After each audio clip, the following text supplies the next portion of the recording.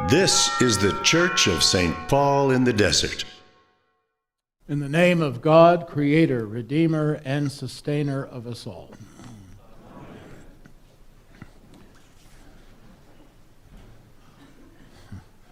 I hope it'll come as some relief, but I'm not going to preach about sex, adultery, or divorce today. Other things came to mind. But what I think is in the readings, lurking through all three of them, is the reminder that the way God works is through people, through personality, through persons in our lives, as well as through us as well to others.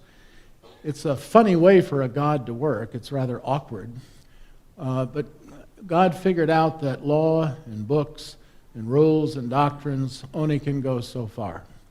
It has to be personal. And by the way, that's what that Christmas stuff's all about. God had to become person, like us, to get the job done. Now, there's a certain kind of paradox in all of this because humans are flawed, and there's always the other side and some dangers to be aware of because it's easy to confuse the instrument with what it's all about, the vehicle versus the real thing. But it struck me in our gospel today, there was a classic text that is probably familiar, and I'm going to read it to you again. It's only a sentence and a half, and it goes like this. This is liturgical. So when you are offering your gift at the altar, if you remember that your brother or sister has something against you, leave your gift there before the altar and go. First be reconciled to your brother or sister, and then come and offer your gift. That's probably the proof text for what we call the passing of the peace, which is a very specific liturgical act. It's also an offertory sentence, but most priests don't use it because it's too long.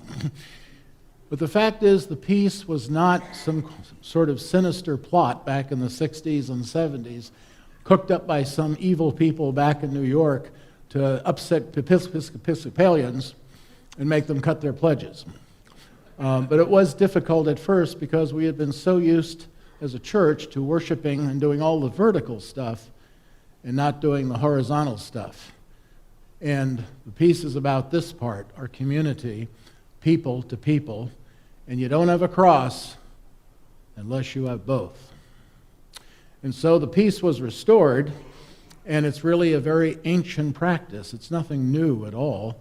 References go back to the early 2nd century, describing Christians on the day of the assembly greeting one another with a kiss of peace or a sign of peace. And it's essential to the liturgy. And note, it's God's peace that we are passing to each other.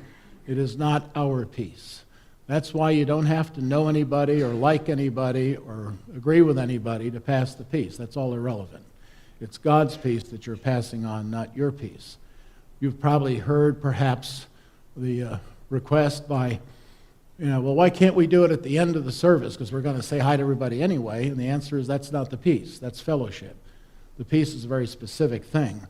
But it was very difficult for many. I remember reading about a typical older parishioner at the time, or Episcopalian, who really objected to the passing of the peace in church. And somebody asked her, apparently, well, I know you're very upset about that. How do you deal with it? How do you put up with it? And she kind of rolled her eyes and said, well, I just close my eyes and think of England.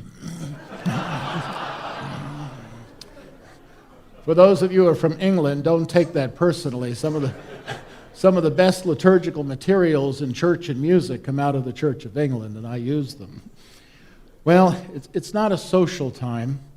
And the placing, and this is kind of a review of our instructed Eucharist, I hope that's okay, but the reason where we do it and where we do it is extremely indicative. First, we have the liturgy of the Word. We hear God's actions in history, we preach about them. Then we say our prayers, which usually includes the passing or confession of sins, and then we pass the peace before we set the table for dinner. That's very important where it is placed. It's not for at the end of the service.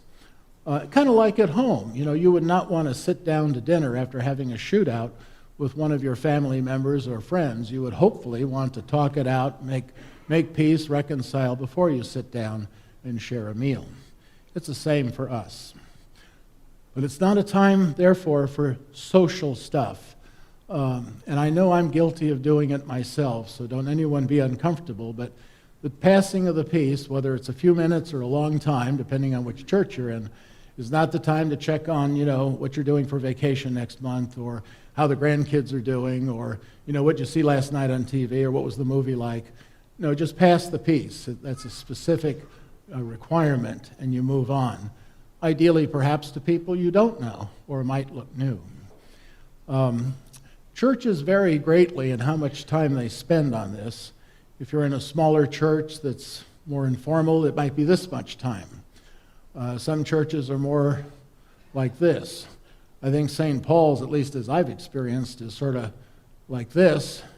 And I've noticed in myself as we've gone along together, I've been pushing it a little bit farther apart. Not too much, just a little bit.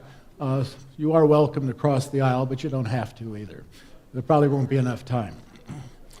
Well, all of this stuff about the peace reminds me, again, that it is through people that God does God's thing. And there's a paradox here. Now, on the one hand, and maybe the big hand today, is that it's through the personality and gifts of people in our lives that we are touched and we experience God. And it's incredibly important to be mindful of that and to give thanks for that. We never do enough thanksgiving. When you do prayers of the people, we'll go long distances on all the people who need help, then we say, and let us offer our thanksgivings, then it goes flat. We need to be much more thankful. And here's the case in point. Last April, we said thank you and goodbye to a rector who'd been here for 30 years. And that was a very appropriate day of celebration to give thanks for the many ways in which God had given his gifts through that person, Andrew. And that's the kind of thing we should do and be mindful of those gifts because God speaks through people primarily. Now today we have another such occasion. We're saying thank you and giving thanks to God's gifts for Nathan, our music director, who's been here for 19 years. And music is a particular place where God really speaks. And that's not just a cliche. There's something about music. And God speaks and gives gifts of grace through music, and especially to those who have the gifts and skills to do music, choir and organist. I'd give anything to do what you do, Nathan, on the organ, but I just can't do it. But I'd give anything to be able to do that.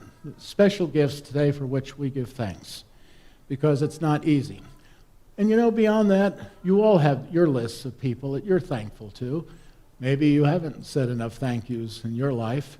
I have my own list, clergy and laity, people who have made a difference in my life, or I wouldn't be here today. That's how God works, and sometimes we take it for granted. We have a whole bunch of clergy besides myself who help here at St. Paul's, and you know who they are, and they also bring many, many rich gifts. And I think God intends to bless us with all the variation of those gifts and all these different personalities. Well, it's all about Thanksgiving. Now, the tricky part is that there's a fine line between rejoicing in a particular person and remembering it isn't the person. They are instruments of something greater than themselves, and that's what we give thanks for that comes through them. It's a fine line. We can sometimes overdo it in that sense. Did you notice the epistle today? Paul is addressing a fractured congregation, the Corinthians. They were a mess. They were in all kinds of fights and squabbles, and a lot of it was around party spirit. I'm for Paul. I'm for Apollos. I belong to them. I follow that warden. I like that priest. I like that bishop. And they were apparently pretty fractured with all these party spirits. And things like that can wreck a congregation. And it can wreck any organization for that matter. When it slips over that gray line from Thanksgiving to, party loyalty. And it's something that's happening in our country as well, in case anyone didn't notice. We are, as a nation right now, kind of fractured. Because, and by the way, this has nothing to do with where you are in the political spectrum. I could care less. But what's going on, among other things, is whether or not our loyalty or our obedience or our followingness is to a person or a personality, or is it to a constitution and a rule of law? That's a big question. We hope it gets resolved, and we need to pray about it. And it's not just presidents and governors and representatives and congressmen, it's organizations, it's groups, it's anything where there are people gathered together, including churches. There's an old joke about where authority really lies in the church, really. And as it goes, you may have heard it, in the Protestant churches, the final authority, of course, is the Bible. In a Roman Catholic church, the final absolute authority is the Pope. And in the Episcopal church, the final authority is the last rector.